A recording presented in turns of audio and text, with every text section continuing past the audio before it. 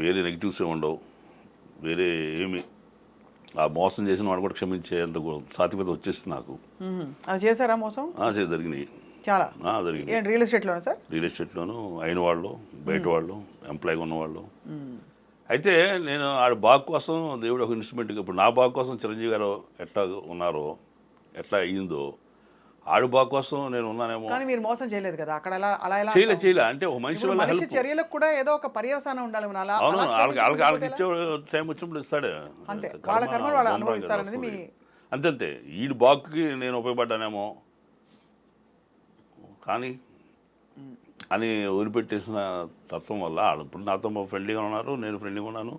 But వాళ్ళు ఎందుకు ఇంత చెత్త పని చేసే ఫీలింగ్ అయితే వస్తూ ఉంటుంది. ఇంత మన అభిమానిస్తే మోసం చేశాడు ఏంటి అనే ఫీలింగ్ అయితే ఉంటుంది, బాధ ఉంటుంది కదా సార్. డెఫినెట్గా సార్, మీ ఇష్టమైన సినిమాల్లో మీకు బాగా నచ్చిన ఒక డైలాగ్, డబ్బింగ్ మీరే చెప్పుకుంటారు ఆబ్వియస్లీ. మీరు సంపూర్ణ నటులు, రంగస్థల నటులు కాబట్టి, రంగస్థలంలో నటులు కూడా కాబట్టి ఇంకా మన అన్ని క్వాలిఫికేషన్స్ వచ్చేసినట్టే. అంతే. చిరంజీవి గారితో ఫస్ట్ సినిమా చేసినప్పుడు ఆయన షర్టు పట్టినప్పుడు నేను ఆయన చంపేస్తానే గట్టిగా అరుస్తా. అరిసి షర్టు పట్టుకుని మిగతాడే అరిస్తే రైతులు చంపేస్తా అని వాళ్ళందరికీ ఒకటే హెచ్చరికిస్తా.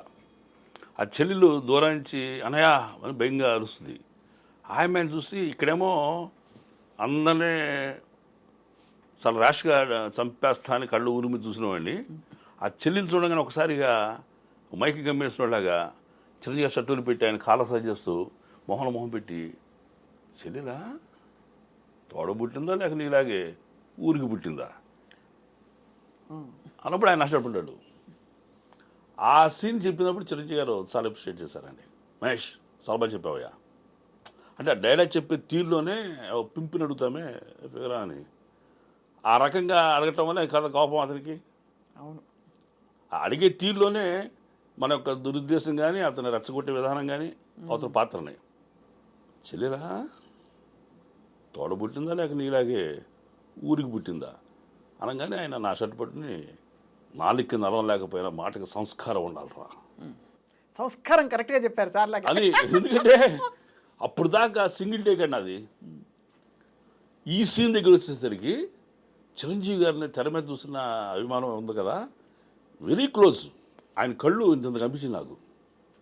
ఆ కళ్ళు పెట్టి చూసేసరికి ఇంత నా ఫేస్ ఇంత క్లోజ్ వచ్చాడు ఆయన. వెరీ క్లోజ్ షాట్ అది మా ఇద్దరికి. ఆయన మొహం ఆ కళ్ళు చూసేదానేమో నాకు నెక్స్ట్ డేనే చెప్పలేకపోయా. 4 డేలు పడి నేనే అసలు షాక్ అయిపోయా. అందరూ షాకే, ఏంటి ఇప్పుడు దాకా రెచ్చిపోయాడు కదా వీడు, ఒకసారి ఏంటి వీడు మొత్తం గాలి తీసిన బెలూన్లో తయారైపోయాడని. వినాయక్ గారు చాలా స్మార్ట్గా వచ్చి ఆయన, అన్నయ్య మహేష్ గారు ఎందుకు చెప్పలేకపోతున్నారంటే, ఆయన మీ కళల్లో చూస్తూ డైలాగ్ చెప్తున్నాడు, అందునే మర్చిపోతున్నాడు డైలాగు.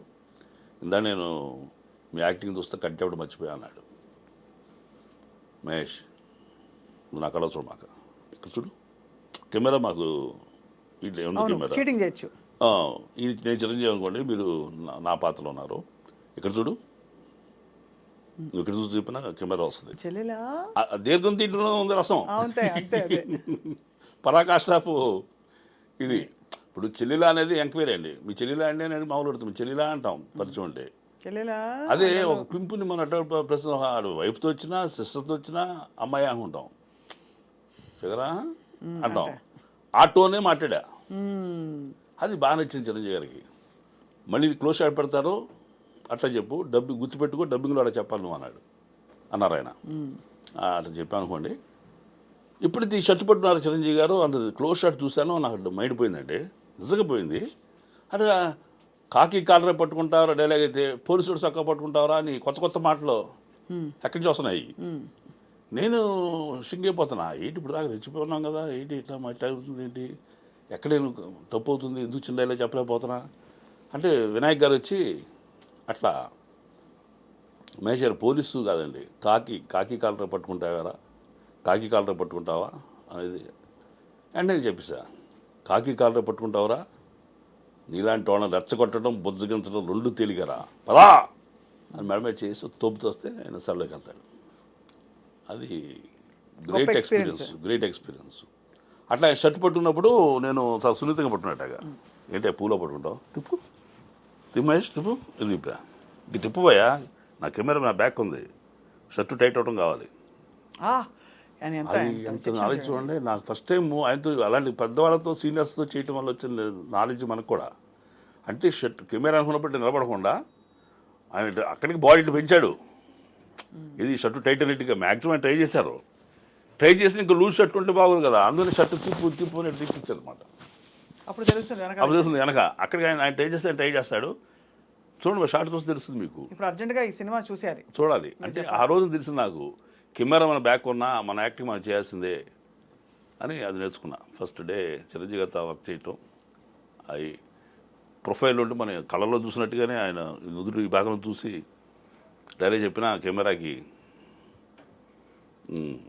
మ్యాచ్ అయిపోద్ది అట్లా చాలా మెయిన్ థింగ్ ఏంటంటే సార్ మీరు జీవితాన్ని మొత్తం ఒక సీమ్లెస్ ఎక్స్పీరియన్స్గా చూస్తారు అంటే గోడలు ఈ ఫేజ్ ఈ స్టేజ్ అని కాకుండా అన్నిట్లో మీరు మీ అనుభూతి అది కొట్టొచ్చినట్టు కనిపిస్తుంది మీ రచన కావచ్చు మీరు సినిమా కష్టాలు ఎలా అయితే పడ్డారో చెన్నై మద్రాస్ వీధుల్లో అక్కడి నుంచి మొదలుకుని సడన్గా వచ్చిన టర్నింగ్ పాయింట్ అదే టైంలో మీ ఆవిడ వెళ్ళిపోవడం అన్నది అసలు మీకు I think me experience of life is very very inspiring next ఏంటి సార్ మీ ప్రయాణం ఎటువైపు ఏం లేదు ఇద్దరు పిల్లలు పెళ్లి చేశారంటే ఇంకా పెళ్లి కాలేదు సార్ ఇద్దరికి చేయాలి పెద్ద పాప యూకే లండన్లో ఎంఎస్ చేస్తుంది అయిపోయింది ఐబిఎం చేసిందండి జాబ్ చేసింది ఇక్కడ జాబ్ మానేసి అక్కడ చదువుతానంది చదువు పంపించాం 2 years అవుతుంది ఇంటర్నేషనల్ బిజినెస్ మేనేజ్మెంట్ అయిపోయింది లెస్టర్ యూనివర్సిటీ చదివింది అక్కడే ఉంది ముందు జాబ్ రాని డాడీ పెళ్ళి అంటావు నువ్వు నా అంబిషన్ తీరని జాబ్ రాని అని ఆవిడ వల్ల ఈ సంవత్సరం 80% చేద్దామని ప్రయత్నం అయితే నెక్స్ట్ ఇయర్ చేస్తాను అయితే మేము త్వరలో పప్పన్నం తినడానికి రెడీ అవుతాం ఖచ్చితంగా పిలుస్తాం మిమ్మల్ని అది